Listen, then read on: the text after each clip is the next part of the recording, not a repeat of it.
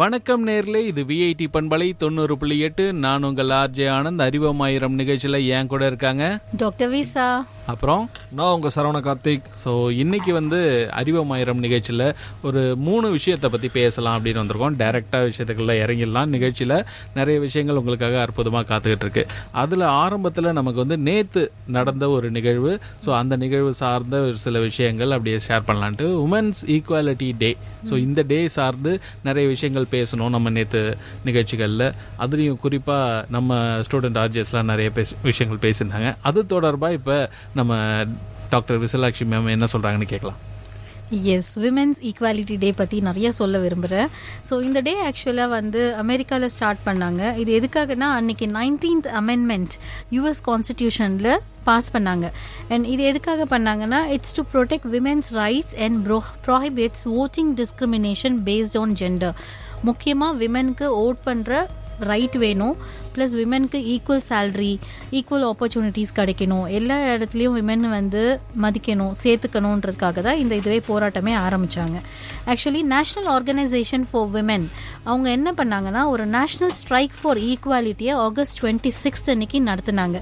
அன்னைக்கு நாளில் அது நடத்தினால அந்த நாளை விமென்ஸ் ஈக்குவாலிட்டி டேன்னு வச்சுட்டாங்க.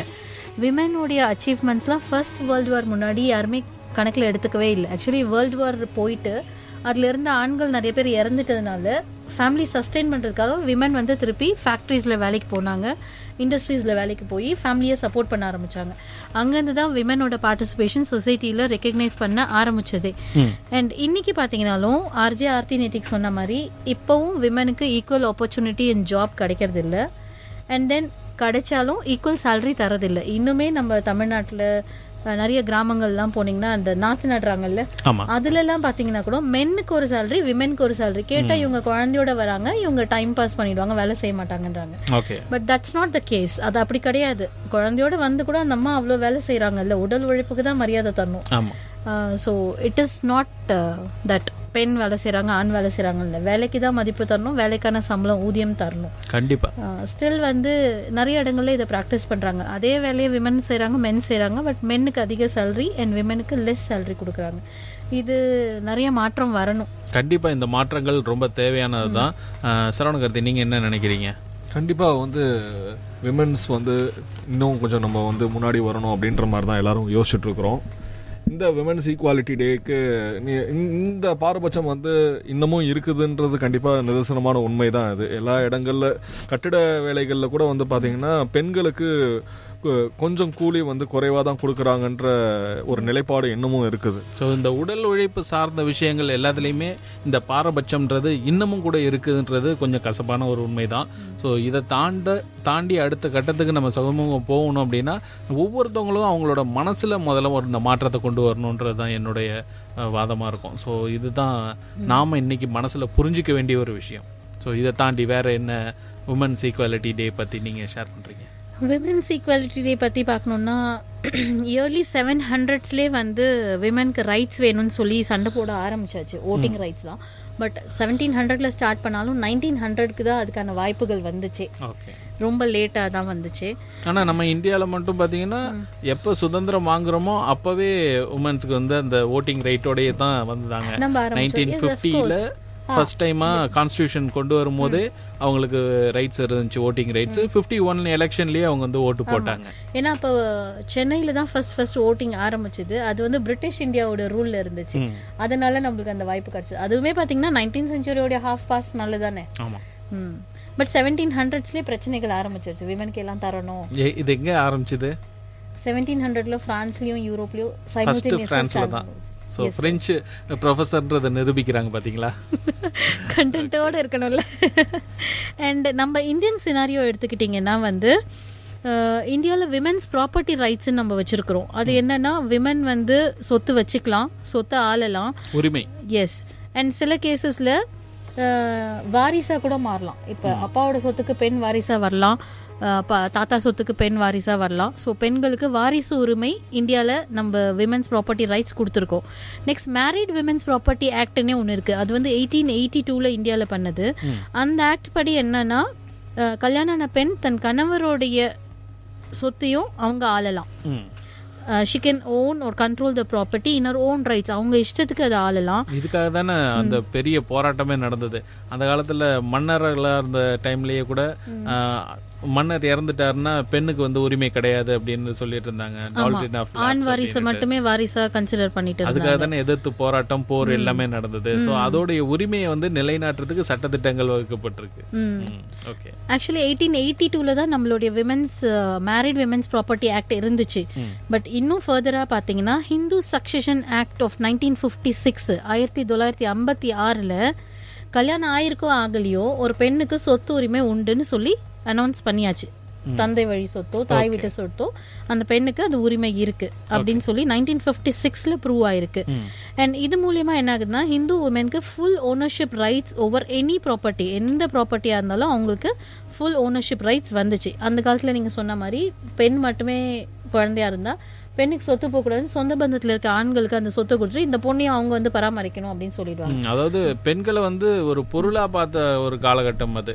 ஸோ அந்த காலகட்டத்தில் பெண்களுக்கு இன்னொரு பொருளை வந்து உரிமை கொண்டாடுறதுக்கான உரிமை இல்லை அப்படின்னு சொல்லிட்டு இருந்தாங்க. ஸோ அதனால ஆண்கள் தான் அதை கையாளணும் அப்படின்ற ஒரு நிலையில இருந்தது. ஸோ இது எல்லாமே மாற்றம் பெற்ற அந்த தருணங்கள். ஸோ அதை தான் நீங்க சொல்றீங்க. இதுல இன்னொரு ஹைலைட் என்ன இருக்குன்னா இந்த ஹிந்து சக்சஷன் ஆக்ட் ஆஃப் 1956 படி ஒரு பெண் வந்து தன் கணவரோ அப்பாவோட சம்மதம் இல்லாமையே அவ வந்து அந்த சொத்தை முழுசா ஆளலாம், விற்கலாம், அனுபவிக்கலாம், எது வேணா செய்யலாம். That is the greatest power for women நினைக்கிறேன், இன்னொருத்தருடைய உரிமை இல்லாம செய்யறதுக்கு. அண்ட் தென் ரைட் டு ரெசிடென்ஸ்னே ஒன்று இருக்கு விமெனுக்கு. அது எப்படின்னா இந்த ரைட் டு ரெசிடென்ஸ் படி women can choose where to live if she feels that living with her husband is dangerous to her life, honor or money. அதாவது ஒரு பெண்ணுக்கு தன் கணவரோட வாழறது ரொம்ப சங்கடமா இருக்கு, ரொம்ப ஆபத்தா இருக்கு, அவளோட வாழ்க்கைக்கு ஆபத்து, இல்ல அவளுடைய மரியாதைக்கு ஆபத்து, இல்ல அவளுடைய பண சூழ்நிலைக்கு ஆபத்துனா அவ டிசைட் பண்ணலாம் அங்க வாழணுமா வேண்டாமானே அந்த பொண்ணு முடிவெடுக்கலான்றதுக்கு லீகலியே வந்து ரைட் டு ரெசிடென்ஸ்னு ஒரு ஆக்ட் இருக்கு. இது எல்லாமே வந்து அந்த தனி நபருடைய உரிமையா தான் பார்க்கப்படுது. ஆண்களுக்கு எவ்வளவு உரிமை இருக்கோ அதே ஈக்குவலான ரைட்ஸ் வந்து பெண்களுக்கு இருக்கணும் அப்படின்ற ஒரு காரணத்தினால உருவாக்கப்பட்டது. இதோட பேசிக் நீடே வந்து பெண் பாதுகாப்பு. அதுக்காக தான் இந்த விமென்ஸ் ஈக்குவாலிட்டி டேவே கொண்டாடுறாங்க. அவேர்னஸ் கொடுக்கறதுக்கும் அவங்களுக்கு அதோடைய முக்கியத்துவத்தை தெரிவிக்கிறதுக்காக தான் இது செய்யறாங்களே. ஸோ நேற்று பெண்கள் சம உரிமை நாள், ஸோ உமன்ஸ் ஈக்குவாலிட்டி டே, நிறைய விஷயங்கள் ஷேர் பண்ணிக்கிட்டீங்க.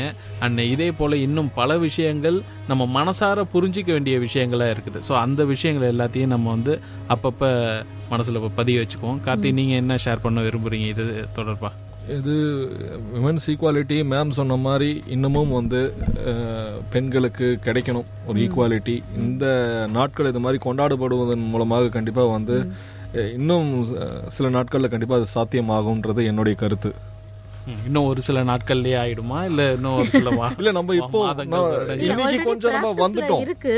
பட் ஸ்டில் வந்து அது ஒரு கட்டத்துக்கு மேல செயல்படுத்த முடியல, செயல்படுத்தாம அது வீணா போயிடுது. அதுதான் என்னுடைய நிலைப்பாடு. ஒண்ணுதான், ஒவ்வொரு மனுஷனும் மாறணும், அவங்களோட மனசுக்குள்ள முதல்ல இதை கொண்டு போகணும். வெளியில பேசுறது 1000 இருக்கும், அதுக்கப்புறமா வீட்டுக்கு போயிட்டு இல்ல இதுதான் நான் அப்படின்னுட்டு அந்த உண்மையான முகத்தை மாத்தக்கூடிய ஆட்கள் இருக்கதான் செய்யறாங்க.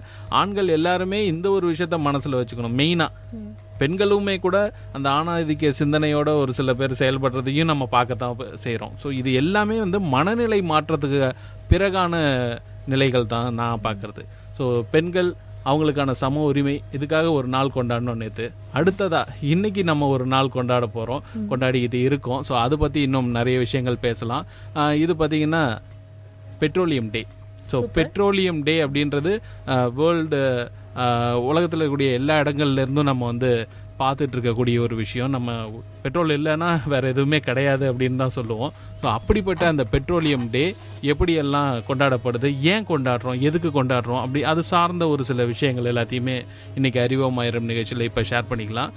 அதுக்கு முன்னாடி நான் வந்து ஒரு சின்ன ஒரு குட்டியான ஒரு ஆடியோ அது கேட்கலாம், சரிங்களா? ஹிஸ்டரி ஆஃப் பெட்ரோலியம் அப்படின்றத, அது என்ன சொல்லுது அப்படின்றத கேட்டுட்டு அதுக்கப்புறம் நிறைய விஷயங்களை ஷேர் பண்ணலாம்.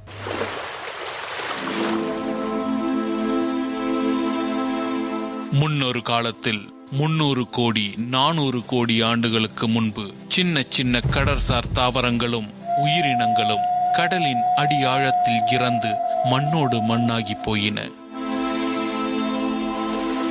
காலங்கள் உருண்டோட 10 கோடி ஆண்டுகளுக்கு முன்பு அந்த இறந்து போன உயிரினங்களின் உடல்களும் மக்காமல் இருந்த தாவரங்களும் அந்த கடலின் ஆழத்தில் மண்ணோடு மண்ணாக கலந்து படிமங்களாகின. கோடிக்கணக்கான ஆண்டுகளுக்கு பிறகு அந்த கடலின் அடியாழத்தில் அந்த மண்ணில் அவை சிறிது சிறிதாக மக்கத் தொடங்கின. அங்கு இருந்த அபரிவிதமான உஷ்ணமும் அளவுக்கதிகமான அழுத்தமும் அந்த படிமங்களை எண்ணெயாகவும் இயற்கை வாயுவாகவும் மாற்றின. இப்படி கோடிக்கணக்கான ஆண்டுகளுக்கு முன்பு உருவான இந்த வளங்களைத்தான் நாம் இன்று எண்ணெய் கிணறு தோண்டி எடுத்து பயன்படுத்தி வருகிறோம். இன்று பெட்ரோலிய தினம். நம்மால் உருவாக்க முடியாத இந்த இயற்கை வளத்தை சிந்தித்து சிக்கனமாய் தேவையான செயல்களுக்கு மட்டுமே பயன்படுத்துவோம். இது விஐடி பண்பலையின் வேண்டுகோள். அறிவோம் ஆயிரம் நிகழ்ச்சியில் நான் உங்க ஆர்ஜே ஆனந்த். இப்போ நீங்க கேட்ட இந்த ஒரு ஹிஸ்டரி ஆஃப் பெட்ரோலியம், அதாவது பெட்ரோல் உருவான ஒரு வரலாறு. ஸோ இது ரொம்ப சின்னதான ஒரு வரலாறு தான் கேட்கறதுக்கு இருந்தது. ஆனால் அதோடைய காலகட்டம்ன்றது ரொம்ப ரொம்ப பெருசு. கோடிக்கணக்கான வருடங்கள் இந்த ஒரு நிலைக்கு அந்த பெட்ரோல் வரத்துக்கு தேவைப்படுது. ஸோ எப்படி வந்து ஒரு வைரம் உருவாகுதோ, எப்படி ஒரு நிலக்கரி உருவாகுதோ, அதே மாதிரி இந்த பெட்ரோலியம் அப்படின்றதும் ரொம்ப ஒரு கோடிக்கணக்கான ஆண்டுகளுக்கு கழிச்சு தான் நம்ம கையில் கிடைக்கிது. ஸோ அதனால் சிக்கனமாக பயன்படுத்தணுன்றது நம்மளுடைய எண்ணமாக இருக்குது. ஸோ இது சார்ந்த இன்னும் பல விஷயங்கள் நம்ம ஷேர் பண்ணலாம். அதுக்கு முன்னாடி நான் ஒரு கேள்வி வைக்கிறேன். நீங்கள் முதல்ல உங்கள் பைக்குக்கோ இல்லை காருக்கோ பெட்ரோல் போடும்போது எத்தனை ரூபாய்க்கு பெட்ரோல் போட்டீங்க ஒரு லிட்டரு? எனக்கு தெரிஞ்சு வந்து நான் பெட்ரோல் வந்து ஒரு 60 ரூபாய்க்கு போட்டிருக்கிறேன்ற மாதிரி எனக்கு ஒரு ஞாபகம் இருக்குது. ஆனால் வந்து என்னால் அதை இதுவாக சொல்ல முடியல. நான் இது கிட்டத்தட்ட வந்து ஒரு 20 வருஷத்துக்கு முன்னாடி இருக்கலான்றது என்னுடைய ஒரு சின்ன கணிப்பு. ஓகே, நான் முதல்ல பெட்ரோல் போடும்போது 32 ரூபாய்க்கு பெட்ரோல் போட்டேன். எனக்கு தெரிஞ்சு தாத்தா கூட போறப்ப தாத்தா 35 ருபீஸ்க்கு போட்டிருக்காரு. ஓகே, 32, 35, நீங்க 60 ரூபாய். ஸோ இது மாதிரி ஒவ்வொரு காலகட்டத்திலையும் ஒவ்வொரு விதமா அந்த பெட்ரோலோட விலை இருக்கு. ஸோ இது எல்லாமே வந்து இன்னைக்கு எக்கச்சக்கமாக போயிடுச்சு. 100 ரூபாய்க்கு போடுறோம். ஒரு சில நாடுகளில் 200 ரூபா 300 ரூபாலாம் கூட இருக்குது பெட்ரோல், அதாவது இந்திய மதிப்புக்கு சொல்லணும் அப்படின்னா. ஸோ இது மாதிரியான அந்த பெட்ரோல் உருவாக்கம்ன்றது விலை அதிகமாகிட்டே இருக்குது. காரணம் என்னன்னா அதோடைய அந்த ப்ராசஸ் காஸ்ட்டும் சரி, இல்லை மற்ற டிரான்ஸ்போர்ட்டேஷன் காஸ்ட்டும் சரி ஜாஸ்தி ஆகிறது தான். க்ரூட் ஆயிலோட விலை ஜாஸ்தி ஆகிறது தான். இது எங்கே தொடங்குச்சு அப்படின்ற அந்த ஒரு கதையை தான் இப்போ உங்களுக்காக சொல்ல போகிறேன். கேட்கலாமா? Yes sir. ஓகே, ஸோ முதல்ல 1889 எண்ணெய் கிணறு தோன்றாங்க. எட்வின் ட்ரேக் அப்படின்றவர் டெட்ஸ் வேலி, அதாவது பென்சில்வேனியாவில் இருக்கிற ஒரு இடத்துல இந்த எண்ணெய் கிணறு தோன்றாரு. இங்கே தான் ஆயில் இண்டஸ்ட்ரி அப்படின்றதே உருவாகுது. ஸோ இந்த எண்ணெய் கிணறு தோண்டலை அப்படின்னா இன்றைக்கி நம்ம சொல்கிறோம்ல இவ்வளோ பெரிய எண்ணெய் வளம், எண்ணெய் நிறுவனங்கள், இந்த மாதிரி எக்கச்சக்கமான விஷயங்கள் கொண்டு இருக்கக்கூடிய இந்த ஒரு எரா அப்படி வந்து உருவாயிருக்காது. ஸோ 1859 தான் முதல்ல ஒரு எண்ணெய் கிணறா உருவாகுது. 1882 முதல்ல ஸ்டாண்டர்ட் ஆயில் அப்படின்னு ஒரு கம்பெனி உருவாகுது. ஸோ இந்த கம்பெனி பார்த்தீங்கன்னா நம்ம சொல்லுவோம், கேள்விப்பட்டிருப்பீங்களே, ராக்ஃபெல்லர் ஃபேமிலி அப்படின்வாங்க. இப்போ நம்ம இந்தியாவில் சொல்லும் போது நீ என்ன டாடா பிர்லாவா அப்படின்வாங்க. வேர்ல்டு லெவலில் சொல்லும் போது ராக்ஃபெல்லரா அப்படின்னு கேட்பாங்க. ஸோ அப்படிப்பட்ட அந்த ராக்ஃபெல்லர் ஃபேமிலியிலேருந்து ஜான் டி ராக்ஃபெல்லர் அப்படின்றவர் முதல்ல ஸ்டாண்டர்ட் ஆயில் அப்படின்னுட்டு ஒரு ஆயில் கம்பெனியை உருவாக்குறாரு. உலகத்திலே பெரிய ஆயில் கம்பெனியாக மாறுது அதுக்கப்புறமா. ஸோ இதே மாதிரி 1901 ஸ்ப்ளெண்டிட் டாப் குஷர் அப்படின்ற ஒரு இடத்துல முதல்ல ஒரு பெரிய எண்ணெய் வளம் இருக்கக்கூடிய அந்த ஒரு பாசிபிலிட்டியை பார்க்குறாங்க. அதாவது மண்ணுக்கு கீழே இவ்வளோ எண்ணெய் இருக்குது, அதை எடுத்து பயன்படுத்தலாம் அப்படின்றத கண்டுபிடிக்கிறாங்க. இது எங்கே இருக்குன்னா டெக்சாஸில். ஸோ அமெரிக்காவில் டெக்சாஸ்ன்ற மாகாணம்ன்றது ரொம்ப வறட்சியான ஒரு மாகாணம். பூரா செம்மண் நிலமாக தான் இருக்குமே தவிர வேறு எதுவுமே இருக்காது. ஸோ அப்படிப்பட்ட அந்த டெக்சாஸ் மாகாணத்தில் தான் முதல்ல எண்ணெய் கிணறு, எண்ணெய் வளம் நிறைய இருக்குது அப்படின்றத கண்டுபிடிக்கிறாங்க. இது நடந்தது 1901. அதுக்கப்புறமா 1937 வரைக்கும் இந்த விஷயங்கள் எல்லாம் அப்படியே கொஞ்சம் கொஞ்சமாக நகர்ந்து வந்து பெட்ரோலியம் டே அப்படின்னு ஒன்று கொண்டாடுற அளவுக்கு ஒரு பெரிய விஸ்வரூபம் எடுக்குது. ஸோ பெட்ரோலியம் டே கொண்டாட தொடங்குனது பார்த்திங்கன்னா 1937. ஸோ இந்த ஒரு ஆயில் இல்லை கேஸ் ரிலேட்டடான ப்ராடக்ட்ஸ் எல்லாமே வந்து இந்த காலகட்டத்தில் ரொம்ப ரொம்ப அவசியமான ஒரு விஷயமா இருக்குது. இன்றைக்கி நீங்கள் வந்து வீட்டில் பயன்படுத்தக்கூடிய எல்லா விஷயத்தையுமே அந்த ஒரு பெட்ரோலியம் ப்ராடக்டாக தான் நம்ம வந்து கன்சியூம் பண்ணுறோம். ஸ்டார்டிங்கில் இந்த க்ரூட் ஆயில்ன்ற ஒரு விஷயத்துலேருந்து எடுக்கிறோம்ல, இது மாதிரியான விஷயங்கள்லாம் தேவைப்படுது. உலகத்தில் எல்லா இடங்கள்லையும் இந்த பெட்ரோலியம் ப்ராடக்ட்ஸ் கிடைக்க ஆரம்பித்ததுனாலேயே இதுக்கு ஒரு நாள் கொண்டாடணும் அப்படின்னு கொண்டு வராங்க. 1937 உலகத்தோடைய வளர்ச்சிக்கும் வந்து அந்த பெட்ரோல் வந்து ஒரு மிகப்பெரிய பங்களிக்குதுன்னு கூட வந்து சொல்லலாம். ஆமாம். ஸோ 1970 பார்த்தீங்கன்னா ஒரு பெரிய ப்ராப்ளம் கிரியேட் ஆகுது. அதாவது இந்த பெட்ரோல் வந்து உலகத்தில் இருக்கக்கூடிய எல்லா இடங்கள்லையும் கிடைக்க ஆரம்பிச்சது, பெட்ரோல் ரிலேட்டட் ப்ராடக்ட்ஸும் கிடைக்க ஆரம்பிச்சிடுது. அப்படி கிடைக்க ஆரம்பித்தாலே நமக்கு ஒரு பிரச்சனை வரும், தட்டுப்பாடு அப்படின்றது. ஸோ ஒரு இடத்துல ஒரு ப்ராடக்ட் நிறைய கிடைக்குது, மக்கள் அதை கன்சியூம் பண்ண ஆரம்பிக்கிறாங்க. மக்கள் அதை கன்சியூம் பண்ண அடுத்ததாக என்ன ஆகும், அதோடைய தட்டுப்பாடு வரும், விலை உயரும். ஸோ நிறைய விலை உயர ஆரம்பிச்சது. அந்த பெட்ரோல் கிரைசிஸ் அப்படின்றது, ஆயில் கிரைசிஸ்ன்றது உருவாகுது. ஸோ ரொம்ப எக்கச்சக்கமாக விலையாயிடுது.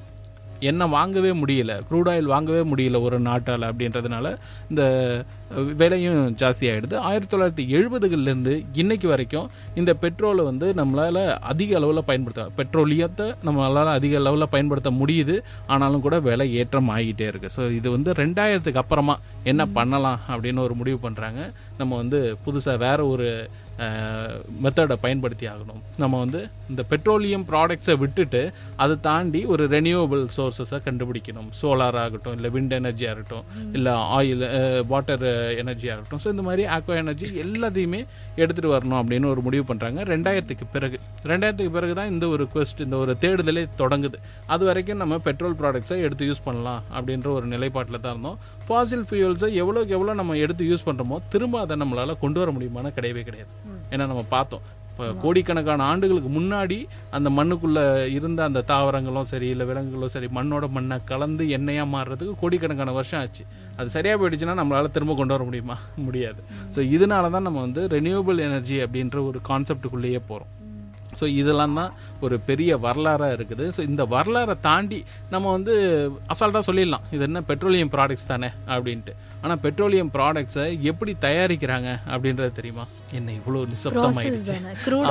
க்ரூட் ஆயிலோட ப்ராசஸ், அதுக்கு ஒரு கழிவுகளுக்கு ஒரு பேர் வச்சு அதை மார்க்கெட்டிங் பண்ணுறாங்க. ஆமாம், மொத்தம் 3 வகையாக இதை பண்ணுறாங்க. அதாவது க்ரூட் ஆயில வந்து செப்பரேஷன், கன்வர்ஷன், அப்புறம் ட்ரீட்மெண்ட், இந்த மாதிரி ஒரு 3 லெவல் இருக்குது. க்ரூட் ஆயில அந்த, ஏன்னா அது சொல்லியிருந்தோம்ல மண்ணோட மண்ணாக கலந்துருக்கு அப்படின்ட்டு, அந்த மண்ணை பிரித்து எடுக்கிறது ஒரு ப்ராசஸாக இருக்குது. கன்வர்ஷன், அதுக்கப்புறமா ஒவ்வொரு அந்த க்ரூட் ஆயிலேருந்து வேறு வேறு ப்ராடக்ட்ஸாக கன்வெர்ட் பண்ணுறது இருக்குது. இதுக்கப்புறமா ட்ரீட் பண்ணுறது இருக்குது. ஸோ இது மாதிரி நிறைய விஷயங்கள் இருக்குது. இது எல்லாமே எங்கே நடக்கும்னா டிஸ்டிலேஷன் யூனிட் அப்படின்ற ஒரு இடத்துல தான் நடக்கும். ஒரு எண்ணெய் கிணறு இருக்குது, அந்த எண்ணெய் கிணறுலேருந்து நீங்கள் வந்து ஒரு க்ரூட் ஆயிலை எடுத்துட்டீங்க அப்படின்னா அதுக்கப்புறமா டிஸ்டிலேஷன் ப்ராசஸ் நடக்கும். 2 விதங்கள் நடக்கும். ஒன்று லோ லெவலில் பாயில் பண்ணுவாங்க, இன்னொன்று ஹை லெவலில் பாயில் பண்ணுவாங்க.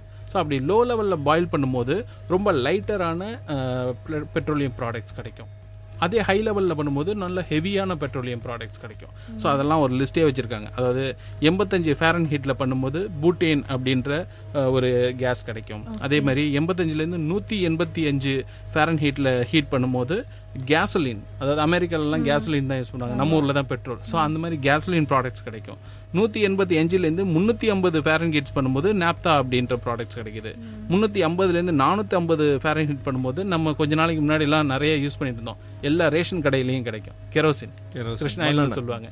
ஸோ மண்ணெண்ணெய். ஸோ அந்த மண்ணெண்ணெய் வந்து அந்த 350லேருந்து 450 டிகிரி ஃபாரன்ஹீட்டில் பாயில் பண்ணும்போது தான் கிடைக்கிறது. அது கூடவே ஜெட் ஃபியூவல் அப்படின்னு சொல்லுவாங்க, இந்த ஒயிட் பெட்ரோல்னு கேள்விப்பட்டிருப்பீங்க. ஸோ அதெல்லாமே கூட இந்த லெவலில் தான் கிடைக்கிது. அதே மாதிரி 450லேருந்து 650 வரைக்கும் ஃபாரன்ஹீட்டில் ஹீட் பண்ணும்போது தான் நம்மளுக்கு பெட்ரோல், டீசல், இந்த மாதிரியான விஷயங்கள்லாம் கிடைக்கிது. ஸோ அந்த ப்ராசஸ்க்கு 650லேருந்து 1050 வரைக்கும் ஹீட் பண்ணும்போது ஹெவி கேஸ் ஆயில்ஸ் கிடைக்கிது. அதுக்கும் மேலே பண்ணாங்கன்னா ரெசிடுயல் ஆயில் அப்படின்னு சொல்கிறாங்க. ஸோ இது மாதிரி எக்கச்சக்கமான பாயிலிங் டெம்பரேச்சரில் வச்சு ஒரு சில ப்ராடக்ட்ஸை ரெடி பண்ணுறாங்க. நம்ம வீட்டில் பயன்படுத்துகிற சாதாரண மெழுகுவத்திலேருந்து அந்த ஸ்பேஸ் ஜெட்டுக்கு போடுற அந்த ஃபியூல் வரைக்குமே கூட நமக்கு வந்து இந்த பெட்ரோலியம் ப்ராடக்ட்ஸில் தான் கிடைக்குது. ஸோ அதனால் என்னுடைய நிலைப்பாடு என்னென்னா, பெட்ரோலை கொஞ்சம் கம்மியாக செலவு பண்ணுங்கள். எதுக்கு செலவு பண்ணுறீங்கன்றதை பார்த்து செலவு பண்ணுங்கள். அது தேவைதானா அப்படின்றத யோசிச்சுக்கோங்க. பைக்கில் நிறைய பெட்ரோல் இருக்குன்னு ஒரு லாங் ரைடு போகும்போது கூட கொஞ்சம் யோசிச்சு பார்க்கணும், இதை நம்மளால் திரும்ப கொண்டு வர முடியாது அப்படின்ற அந்த ஒரு எக்ஸாக்ட்லி சார். நம்ம யூத் இதை நிறைய யோசிக்கணும். ஆமாம், நம்மள மாதிரி யூத் எல்லாம் கண்டிப்பாக பெட்ரோலை நம்ம வந்து மிச்சப்படுத்துறது மூலமாக வந்து நம்ம பணத்தையும் நம்ம சேமிக்க முடியும். மாற்று வந்து வெஹிக்கிள் நம்ம ஏதாவது யூஸ் பண்ணிக்கலாம். இப்போ ஃபர்ஸ்ட்லாம் வந்து பார்த்தீங்கன்னா எங்கே போகிற மாதிரி இருந்தாலும் வந்து பார்த்தீங்கன்னா சைக்கிளில் தான் போயிட்டு இருந்தோம் நம்ம. ஆனால் அந்த சைக்கிள் உடைய இது வந்து உடற்பயிற்சிக்கும் நம்மளுக்கு ஒரு கரெக்டாக இருந்துச்சு, உடலும் நம்ம பார்த்துக்க முடியும், அதனால் பணத்தையும் நம்மளால் மிச்சப்படுத்த முடியும் அப்படின்றது கூட வந்து என்னுடைய ஒரு கருத்து. இந்த பெட்ரோலியம் டேல நம்ம வந்து ஆல்டர்னேட்டிவாக வந்து ஏதாவது வெஹிக்கிள் கண்டிப்பாக யூஸ் பண்ணலாம். சைக்கிள் யூஸ் பண்ணுறது மூலமாகவும் நம்ம வந்து ஒரு உறுதிமொழி கூட எடுத்துக்கலாம். சரி, ரொம்ப நாள் ஆச்சு நம்ம பெட்ரோல் போட்டு வண்டி தான் நிறைய இடத்து ஓடிட்டு இருக்கிறோமே, சரி உலகத்துக்கும் இது ஒரு நல்லது செய்கிற மாதிரி இருந்தால் கண்டிப்பாக நம்ம சைக்கிள் எடுத்துக்கலான்ற மாதிரி. உண்மைதான். இந்த பைக்லலாம் கூட சொல்லுவாங்க, இந்த சிசி ஜாஸ்தியாக நிறைய பெட்ரோல் குடிக்கும் வண்டி அப்படின்னுட்டு. ஸோ ஒரு 100 சிசி பைக் நீங்கள் வச்சுருக்கீங்கன்னா உங்களோட பெட்ரோல் வந்து நிறைய டிஸ்டன்ஸை கவர் பண்ணும். அதுவே நீங்கள் ஒரு 350 சிசி பைக் வச்சுருக்கீங்க அப்படின்னா ஆட்டோமேட்டிக்காக உங்களுக்கு வந்து பெட்ரோல் ஜாஸ்தி ஆகிட்டே இருக்கும். ஸோ இது மாதிரி நீங்கள் வந்து என்ன பைக்கை எடுத்துகிட்டு வந்து யூஸ் பண்ண போகிறீங்க, வெறும் சவுண்டுக்காகவும் வெறும் இந்த லாங் ரைடுக்காகவுமே ஹெவி சிசி இருக்கக்கூடிய பைக்ஸை பர்ச்சேஸ் பண்ண போகிறீங்க அப்படின்னா நீங்கள் ஆட்டோமேட்டிக்காக இந்த பெட்ரோல்ஸை வந்து நீங்கள் வேஸ்ட் பண்ணுறீங்க, அந்த ஃபோசில் ஃபியூல்ஸை வந்து நீங்கள் வேஸ்ட் பண்ணுறீங்க அப்படின்ற ஒரு அர்த்தம் தான். ஸோ அதே நேரத்தில் நீங்கள் நார்மலாக டிரான்ஸ்போர்ட்டேஷனுக்கு தான் யூஸ் பண்ண போகிறீங்க அப்படின்னா ஒரு கன்சியூமராக நீங்கள் உங்களுடைய நிலைப்பாட்டை உறுதி பண்ணிக்கணும். இல்லை சார், இப்போ ஒரு பாயிண்ட் சொல்ல விரும்புகிறேன். நான் இட்டாலி படிச்சப்போ எங்கள் ப்ரொஃபஸர் சொல்லியிருக்காங்க, ஒரு பர்டிகுலர் டே அன்னைக்கு இட்டாலியில் வண்டிலாம் ஓடக்கூடாதான், பெட்ரோலியம் வண்டிஸ் ஓடக்கூடாதான். It is for natural conservation of the petrol. நம்ம ஆக்சுவலாக இது வந்து பெட்ரோலியம் ஃப்ரீ டே இந்தியாவில் நடக்குமான்றது கொஞ்சம் கஷ்டம் தான். ஏன்னா ரொம்ப பெரிய ப்ராசஸ். நம்ம வீட்டுக்கு இப்போ 3 வண்டி வச்சிருக்கிறோம், தெருமுனை. இல்லை, நம்ம இன்னொரு விஷயமும் நம்ம இதன் மூலமாக வந்து நம்ம பயன்படுத்தலாம். என்னன்றது பார்த்தீங்கன்னா பப்ளிக் டிரான்ஸ்போர்ட் நம்ம யூஸ் பண்ணலாம். யூஸ் பண்ணுறது மூலமாகவும் வந்து பார்த்தீங்கன்னா இந்த பெட்ரோல் எனர்ஜியை கண்டிப்பாக நம்மளால சேவ் பண்ண முடியும் அப்படின்றது ஒரு கருத்து இருக்குது. நிறைய ஃபாரின் கண்ட்ரீஸில் எல்லாமே இந்த மலேசியா, சிங்கப்பூர் இது மாதிரி இடத்துல வந்து பார்த்தீங்கன்னா வண்டி வச்சிருக்கிறதோட அங்கே நிறைய பேர் வந்து பப்ளிக் டிரான்ஸ்போர்ட் யூஸ் பண்ணுவாங்க, ட்ரெயின்ஸ் யூஸ் பண்ணுவாங்க, பஸ்ஸஸ் யூஸ் பண்ணுவாங்க. இப்படி பண்ணுறது மூலமாகவும் இந்த பெட்ரோல்னால ஏற்படும் இந்த காற்று மாசுபாட்டை நம்மளால கண்டிப்பாக குறைக்க முடியும். அண்ட் இப்போ நம்மளுக்கு தான் எலக்ட்ரிக் வெஹிக்கிள்ஸ் ஒரு பூன் மாதிரி வந்துருச்சு. கண்டிப்பா, ஆமா. இப்போ ஃபியூச்சர் நீங்க வந்து நீங்க இதை பேசும்போதே நான் ஒரு விஷயத்த சொல்லி ஆகணும். அதாவது எலக்ட்ரிக் வெஹிக்கிள்ஸ் வந்துருச்சு அப்படின்னு சொல்லும் போதே அது வந்து சரியான முறையில் நம்ம அந்த எலக்ட்ரிக் வெஹிக்கிள்ஸை பயன்படுத்துகிறோமான்ற ஒரு கொஸ்டினும் இருக்கு. இப்போ நம்ம MS தோனி கூட கொஞ்ச நாளைக்கு முன்னாடி சொல்லியிருந்தாரு, நீங்கள் வந்து எலக்ட்ரிக் வெஹிக்கிளை பயன்படுத்துறீங்க, ஓகே ஃபைன், ஆனால் அந்த எலக்ட்ரிக் வெஹிக்கிளுக்கு நீங்கள் சார்ஜ் பண்ணுறீங்களா எலக்ட்ரிசிட்டி, அது எங்கேருந்து ப்ரொடியூஸ் பண்ணுறீங்கன்றது ஒரு கொஷினாக கேட்டிருந்தாரு. ஸோ அந்த கொஷினுக்கான ஆன்சர் வந்து ட்ரெடிஷ்னல் மெத்தடில் தான் திரும்பவும் நம்ம போயிட்டு அந்த எலக்ட்ரிசிட்டியை கிரியேட் பண்ண போகிறோம்னா நமக்கு ஆட்டோமேட்டிக்காக திரும்பவும் நம்ம வேஸ்ட் தான் பண்ணுறோம். ஸோ சோலார் எனர்ஜியோ இல்லை விண்ட் எனர்ஜியோ இல்லை ஒரு ஆக்வா எனர்ஜியோ நீங்கள் பயன்படுத்தி அந்த எலக்ட்ரிசிட்டியை ப்ரொடியூஸ் பண்ணுறீங்க அப்படின்னா நம்ம வந்து ரெனியூவபிள் எனர்ஜியை நம்ம கரெக்டாக யூஸ் பண்ணுறோம் அப்படின்னு அர்த்தம். ஆனால் ஒரு பெரிய மாசுக்கு இந்தியா மாதிரி இருக்கக்கூடிய ஒரு பெரிய நாட்டுக்கு நீங்கள் வந்து எலக்ட்ரிசிட்டி ப்ரொவைட் பண்ணணும் போது இந்த சோலார் எனர்ஜிலாம் இன்னமும் கூட நமக்கு டெவலப்மெண்ட் தேவை, R&D தேவை, அதெல்லாம் அப்படின்றது ஒரு முக்கியமான. எலக்ட்ரிக் வெஹிக்கிள் வந்து பயன்பாட்டுக்கு வந்தாலும் அதோடைய கட்டமைப்பு கொஞ்சம் வசதிகள் கொஞ்சம் கம்மியாக தான் இருக்குதுன்ற மாதிரி கூட வந்து இன்ஃப்ராஸ்ட்ரக்சர் இன்னும் கொஞ்சம் டெவலப் ஆகணும் தான். ஏன்னா சேஃப்டி மெஷர்ஸ்மே கொஞ்சம் क्वेश्चनா தான் இருக்கு. சேஃப்டி கூட இப்போ நமக்கு ஓரளவுக்கு கட்டுப்படுத்திட்டாங்கன்னு தான் நினைக்கணும். ஏன்னா இப்போ ஒரு சில பிராண்டட் அதே நேரத்தில் R&D நல்லா பண்ணின கம்பெனிஸோட பைக்ஸு அதெல்லாம் நமக்கு கொஞ்சம் பிரச்சனை இல்லாமல் தான் இருக்குது. அதை சரியான முறையில் நம்ம பயன்படுத்துகிறோமான்றது தான். இப்போ மழையில் வந்து நம்ம சார்ஜ் போடக்கூடாது அப்படின்னு சொன்னாங்கன்னா போடக்கூடாது, அவ்வளோதான். ஸோ அந்த ஒரு விஷயத்த நம்ம இன்னமும் கூட கவனமாக சேஃப்டி மெஷர்ஸை ஃபாலோ பண்ணணும்னு சொல்கிறீங்க. ஸோ ஒரு கஸ்டமர் சைட்லேருந்து சேஃப்டி மெஷர்ஸ் என்னென்னலாம் ஃபாலோ பண்ண வேண்டியது இருக்குது அப்படின்றது அவங்க கொடுக்கக்கூடிய அந்த ப்ரோட்டோகாலை வந்து நம்ம ஃபாலோ பண்ணோம்னாலே நமக்கு மோஸ்ட்லி சரி ஆயிடும்ன்றது. எலக்ட்ரிக் வெஹிக்கிள் நம்ம யூஸ் பண்றதுனால நம்மளுடைய எரிபொருள் செலவு மாசத்துல கிட்டத்தட்ட வந்து பாத்தீங்க அப்படின்னா ஒரு பெட்ரோல் இன்ஜின் வச்சு நம்ம வந்து ஒரு வண்டி நம்ம போடுறோம் அப்படின்னா கிட்டத்தட்ட வந்து நம்மளுக்கு ஒரு கார் நம்ம யூஸ் பண்ணுறோம் அப்படின்னா 6,000 to 7,500 வரையும் வந்து தோராயிரமாக செலவாகுது அப்படின்ற மாதிரி கூட வந்து ஒரு புள்ளி விவரம் சொல்கிறாங்க. இதன் மூலமாக வந்து நம்ம எலக்ட்ரிக் வெஹிக்கிள் யூஸ் பண்ணி நம்ம சார்ஜ் போட்டு நம்ம வந்து பயணம் பண்ணுறதுனால 6,000 கிலோமீட்டருக்கு வந்து எப்படியும் வந்து நம்ம ஒரு 1,125 ரூபா வரையும் தான் வந்து செலவாகும் அப்படின்ற மாதிரி கூட வந்து ஒவ்வொரு புள்ளி விவரங்கள் ஒவ்வொரு கணக்குகளை நமக்கு கொண்டு வந்து கொடுக்குது. ஆனால் என்னோட சைடில் நான் நேராக பார்த்த ஒரு இதை சொல்கிறேன். இப்போ என்னோட ஃப்ரெண்ட்ஸ் கூட நான் ஒரு அவுட்டிங் போகிறேன், ஒரு டூர் போகிறேன் அப்படின்னா ஒரு எலக்ட்ரிக் காரில் நான் போகிறேன். அப்படி போகும்போது என்னோடய ஃப்ரெண்டு வச்சுருக்கிற எலக்ட்ரிக் கார் 350 கிலோமீட்டர் வரைக்கும் போகும் ஒரு ஃபுல் சார்ஜுக்கு. ஸோ அந்த ஒரு ஃபுல் சார்ஜுக்கு ஆகிறதுக்கு டைம் ஒன்று தேவைப்படும். ஸோ அந்த டைம் பார்த்தீங்கன்னா ஒரு 1.5 மணி நேரம் 1 மணி நேரம். ஸோ அந்த ஒரு மணி நேரம் டிரைவருக்கு பிரேக் எடுக்கக்கூடிய நேரத்தில் அழகாக போயிட்டு ரெஸ்ட் எடுத்து நம்ம வந்து அந்த சார்ஜை பண்ணிக்கலாம். ஸோ இது வந்து ஒரு பக்கா பிளான். அப்படி பிளான் இல்லாமல் நம்ம இந்த எலக்ட்ரிக் வெஹிக்கிள்ஸை யூஸ் பண்ண முடியுமா அப்படின்னு கேட்டால் முடியாது. ஸோ ரொம்ப கஷ்டம். இப்போ நம்ம பெட்ரோல் பழகிட்டோம், பெட்ரோல் வெஹிக்கிள்ஸ்க்கே பழகிட்டோம். நம்ம ஆட்டோமேட்டிக்காக போகிறோம், என்னோட பெட்ரோல் சரியாக போச்சுன்னா போயிட்டு நின்னோம்னா பெட்ரோல் போடுவாங்க, 5 நிமிஷம் மேக்ஸிமம் ஆகும், அவ்வளோதான், டக்குன்னு வெளியில் வந்துடும். அதுக்கப்புறமா 350 கிலோமீட்டர் நான் ஸ்டாப்பாக போயிட்டுருப்போம். பட் ஆனால் ஒரு எலக்ட்ரிக் வெஹிக்கிளில் இது சாத்தியமானு கேட்டால் இன்னைக்கு சுச்சுவேஷனுக்கு இது சாத்தியம் இல்லை. ஸோ இந்த ஒரு R&D பண்ணிட்டு இருக்காங்க. ஸோ எப்படின்னா குயிக் சார்ஜிங். அதே மாதிரி வந்து பார்த்தீங்கன்னா பேட்டரியோட காஸ்ட் ரொம்ப அதிகமாக இருக்குது அப்படின்ற ஒரு நிலைப்பாடும் இருக்குது. இப்போ பேட்டரியோட காஸ்ட் சொன்னோன்னு தான் எனக்கு இந்த விஷயத்த சொல்லியே ஆகணும். அதாவது இப்போ லித்தியம் பேஸ்டு பேட்டரியாக இருக்கட்டும், முன்ன லெட் ஆசிட் யூஸ் பண்ணாங்க, இப்போ லித்தியம் பேஸ்டு பேட்டரி யூஸ் பண்ணுறாங்க. ஸோ அந்த பேட்டரிக்கு கிரியேட் பண்ணுறதுக்கு ஒரு ரிசோர்ஸ் தேவைப்படுது இல்லை. அது லிட்ரலாக சொல்ல போனால் பெட்ரோலுக்கு எப்படி எடுக்கும்போது ஃபாசில் ஃபியூலை நம்ம காலி பண்ணுறோமோ அதுக்கு அதை விட 2-3 மடங்கு ஜாஸ்தியாக தான் செலவு பண்ணுறாங்க அப்படின்னு சொல்கிறாங்க. ஸோ அந்த லித்தியம் பேட்டரி கிரியேட் பண்ணுறதுக்கு நம்ம நார்மலாக ஃபாசில் ஃபியூலையே யூஸ் பண்ணிட்டு போயிடலாம் அப்படின்னு ஒரு சில பேர் சொல்லிட்டு இருக்காங்க. ஸோ இது எல்லாமே வந்து இதுக்கு அது இந்த கேள்விக்கு அந்த பதில், அந்த கேள்விக்கு இந்த பதில் அப்படின்னு தான் இன்னைக்கு நிலைமைக்கு இருக்குது. வெகு விரைவில் இது எல்லாமே மாற்றம் அடையும். நமக்கு வந்து ஒரு சரியான சீரான பாதையில் இந்த ஃபாசில் ஃபியூல்ஸ் இல்லாமல் ஒரு சஸ்டைனபிலிட்டி இருக்கக்கூடிய ஒரு ரெனியூவபிள் ரிசோர்ஸை நம்ம கண்டுபிடிப்போம் அப்படின்றது தான். சோலார் ஓகே ஃபைன், சோலார் எப்போவுமே நமக்கு அல்ல குறையாத ஒரு அமிர்தம் மாதிரி வந்துக்கிட்டே இருக்க போகிற விஷயந்தான். ஆக்வாவும் அப்படி தான். ஆனால் இது எல்லாத்தையும் எந்த அளவுக்கு நம்ம ஃபீஸிபிளாக இவ்வளோ பெரிய மாசுக்கு கொண்டு போக முடியும், இவ்வளோ மக்களுக்கு கொண்டு போய் சேர்க்க முடியும் அப்படின்றது அடுத்த கேள்வியாக இருக்குது. ஸோ கண்டிப்பாக ஒரு நாட்டோடைய வளர்ச்சி கூட வந்து பார்த்தீங்க அப்படின்னா இந்த பெட்ரோலியம் ப்ராடக்ட்ஸ் நம்ம இறக்குமதி பண்ணிட்டு இருக்கிறோம். இந்த இறக்குமதி பண்ணுறதை ஒரு கண்ட்ரோல் பண்ணுறதன் மூலமாக கூட வந்து நம்மளுடைய நாட்டுடைய வளர்ச்சியும் கண்டிப்பாக வந்து மேம்படும் அப்படின்றது. அதனால எலக்ட்ரிக் வெஹிக்கிள் நம்ம வந்து ஃபியூச்சர் மாற்று கருத்து கண்டிப்பாக வந்து எலக்ட்ரிக் வெஹிக்கிளாக தான் இருக்கும் அப்படின்றது என்னுடைய ஒரு கருத்து. எலக்ட்ரிக் வெஹிக்கிள் தான் அடுத்த ஃபியூச்சர், அதில் மாற்று கருத்தே கிடையாது. வெகு விரைவில், ஏன்னா இப்போ 2030 ஆகட்டும் இல்லை 35 ஆகட்டும் பெட்ரோல் வெஹிக்கிள்ஸே இல்லாமல் கூட போயிடலாம். ஒரு சில நாடுகளில் ஆல்ரெடி இல்லை. ஆமாம், ஒரு சில நாடுகளில் ஆல்ரெடி இல்லை, பெட்ரோல் வெஹிக்கிள்ஸே கிடையாது, வெறும் எலக்ட்ரிக் வெஹிக்கிள் மட்டும்தான்ற மாதிரி மாத்திட்டு இருக்காங்க.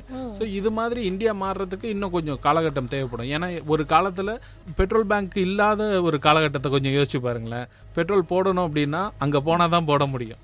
அது வரைக்கும் நம்ம தாக்கு பிடிச்சி போயிடணும் அப்படின்ற மாதிரியான ஒரு சுச்சுவேஷன் இருந்துச்சு. இப்போ அதே தான் எலக்ட்ரிக் வெஹிக்கிளுக்கு இருக்கு. ஆனால் இப்போ பெட்ரோல் பார்த்தீங்கன்னா ஒரு ஊருக்கு கிட்டத்தட்ட எப்படியும் ஒரு 5000-6000 பெட்ரோல் பங்க்ஸ் கூட இருக்குது மெட்ரோ சிட்டிஸ் எல்லாம் பார்த்தீங்கன்னா. ஸோ இது மாதிரி ஃபியூச்சரில் நிறைய எலக்ட்ரிக் வெஹிக்கிள் பவர் ஸ்டேஷன்ஸ் வந்து ஹப் வரும் அப்படின்றது தான் எதிர்பார்ப்பா இருக்கு. சென்னையில கேஸ் ஸ்டேஷன் கூட இருக்கு. ஆமா, எல்பிஜி ரிலேட்டடாகவும் இருக்குது, சிஎன்ஜி.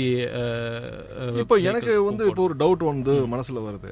என்ன அப்படின்றது பாத்தீங்கன்னா, இப்போ பெட்ரோல் அதுக்கப்புறம் வந்து சிஎன்ஜி நம்ம யூஸ் பண்றோம்.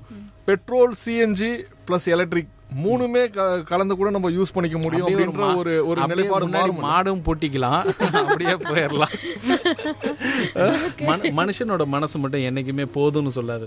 எவ்வளவுக்கு எவ்வளவு சொல்லணுமோ, எவ்வளவுக்கு எவ்வளவு கொடுக்குறீங்களோ அவ்வளவுக்கு எவ்வளவு எடுத்து. இல்ல, இது மாதிரி ஒரு எனர்ஜி நல்லா இருக்கும். சேஃப்டி தான். ஃபியூச்சர்ல கூட வந்து பாத்தீங்கன்னா ஒரு எலக்ட்ரிக் வெஹிக்கிளாவும் நம்ம பயன்படுத்திக்கலாம், பெட்ரோலும் பயன்படுத்திக்கலாம், கேஸும் பயன்படுத்திக்கலாம். இப்ப கேஸ் அண்ட் பெட்ரோல் ஆல்ரெடி இருக்குது. இதோட கம்பைன் பண்ணி ஒரு எலக்ட்ரிக் வெஹிக்கிளும் வந்தா நல்லா இருக்கும் அப்படின்றது என்னுடைய ஒரு ஆப்ஷன். கார்த்திக் சார், நம்ம விஐடி ஸ்டூடண்ட்ஸ்க்கு ப்ராஜெக்ட்டா கொடுத்துருவோம், கண்டுபிடிக்கட்டும் பசங்க. ஆனா விஷயம் என்னன்னா, நம்ம எலக்ட்ரிக் போறதுக்கு காரணமே ஃபாசில் ஃபியூல்ஸை வேஸ்ட் பண்ணக்கூடாதுன்ற ஒரு காரணம் தான். அதையும் யூஸ் பண்ணி இதையும் யூஸ் பண்ணி எல்லாத்தையுமே நம்ம யூஸ் பண்றோம்னா கொஞ்சம் இது கிடைக்கலனா அதை வச்சு வாழ்ந்துக்கலாம். சர்வைவல் தானே. இதுதான் சொல்றேன், அந்த சர்வைவல்காக நம்ம உலகத்தை அழிச்சிடக்கூடாதுன்றதான் நம்ம இன்னைக்கு இந்த ஒரு நிகழ்ச்சியில பேசிட்டு இருக்கோம். ஸோ இந்த விஷயத்தை எல்லாத்தையும் மனசுல வச்சுக்குவோம். நாளைக்கு நான் சைக்கிள்ல வர போறேன், அதை வந்து இந்த நிகழ்ச்சியில சொல்லிடுறேன். சரி, நம்மளும் சைக்கிள் ட்ரை பண்ணலாம், ஆல்டர்னேட்டிவ் எனர்ஜிஸ் ட்ரை பண்ணலாம். வீட்டில் இருக்கக்கூடிய அந்த ஒரு செலவை செய்யும் போது கொஞ்சம் யோசிச்சு செய்யலாம். எனக்கு ஒரே ஒரு பாயிண்ட் ஆட் பண்ணணும். தி வேர்ல்ட் எக்கனாமிக் ஃபாரம் அவங்க வந்து குளோபல் ஜெண்டர் கேப் ரிப்போர்ட்னு ஒன்று அனௌன்ஸ் பண்ணியிருக்காங்க 2022. அதில் என்ன சொல்லியிருக்காங்கன்னா, இந்தியாவை 135th ரேங்க்ல வச்சிருக்காங்க அவுட் ஆஃப் 146 கண்ட்ரீஸ். இதுபடி என்ன சொல்றாங்கன்னா, நம்ம இந்தியாவில் இருக்க ஜெண்டர் கேப் வந்து இது மாறணும்னா இன்னும் 132 வருஷம் ஆகுமா. எல்லாமே அசம்ஷன் தான், இது கண்டிப்பா மாறும். அவ்வளோ தூரம் எடுக்காம இந்த மாசமே சம்பளம் போடுற முதலாளிகள் எல்லாம் வேலை செய்யற லேடிஸ்க்கோ ஜென்ஸ்க்கோ ஈக்குவலா சேலரி கொடுத்தீங்கன்னா 5 நிமிஷத்துல மாறப்போகுது. So let's vote for women equality. கண்டிப்பா கண்டிப்பா. ஸோ உமன் ஈக்குவாலிட்டி டே பற்றியும் நிறைய விஷயங்கள் பேசணும். அதே நேரத்தில் பெட்ரோலியம் டே அண்ட் அதை தாண்டி ரெனியூவபிள் எனர்ஜி ரிலேட்டடாக நிறைய விஷயங்கள் பேசணும். இது அறிவோமாயிரம் நிகழ்ச்சி விஐடி பண்பலை 90.8. நான் உங்கள் ஆர்ஜே ஆனந்த் இன்னொரு நிகழ்ச்சியில் வந்து உங்கள் எல்லாரையும் சந்திக்கிறேன். என் கூட இருந்து விடைபெறுவது டாக்டர் விசா. நான் உங்கள் ஆர்ஜே சரவண கார்த்திக். நன்றி நேயர்களே.